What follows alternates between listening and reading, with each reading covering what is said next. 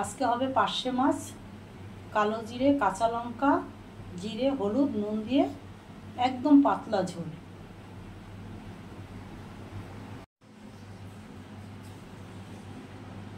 ছোট পার্শে মাছ, এই ঝোলটা খুব ভালো লাগে। এবার নুন হলুদ দিয়ে মেখে নিচ্ছি, পরিমাণ মতো নুন আর হলুদ দিয়ে মেখে নিচ্ছি।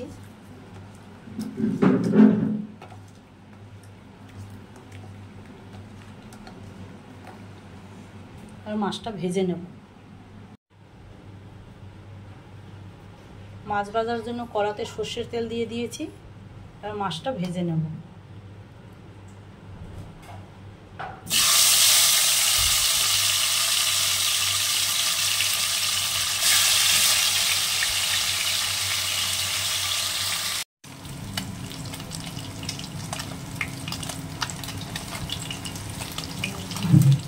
একটা পাশ হয়ে গেছে, আরেকটা পাশ উল্টে দিচ্ছি।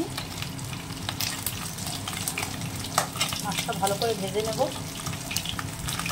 ছোটো মাছ,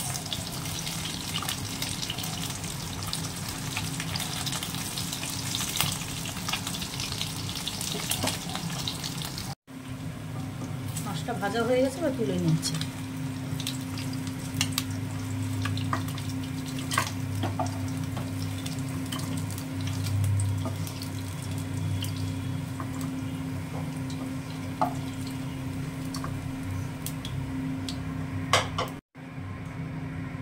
দিয়ে দেবো কালো জিরে,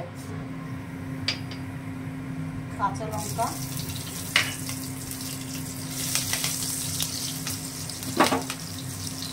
দিয়ে দেবো নুন, হালকা মশলা একদম, জিরের গুঁড়ো, হলুদ। এবার জল দিয়ে এটা কষিয়ে নেবেন, আর মশলাটা পুড়ে যাবে। এটা পাতলা ঝোল একদম।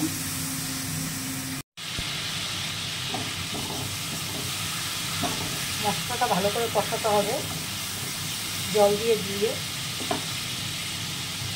আর সামান্য জল দেবো। আবার একটু কষিয়ে নেব।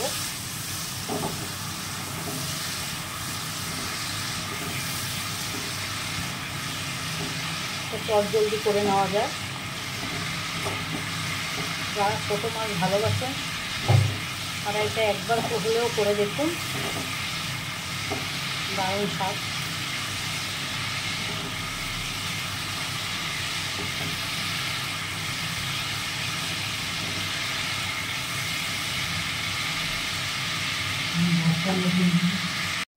আমার মশলাটা কষানো হয়ে গেছে, এবারে জল দিয়ে দেবো। এটা একটু পাতলা ঝোলই হয়, সাদা ভাতের সঙ্গে দারুণ লাগে।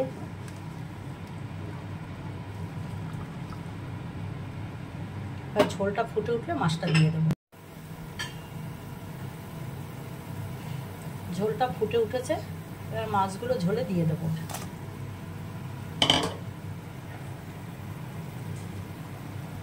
পাতলা পাতলা এই ঝোলটা থাকবে।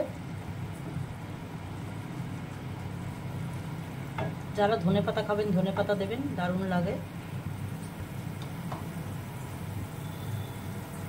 আমার কাছে ধনেপাতা নেই, তাই দিলাম না। আমি এভাবেই রান্না করলাম।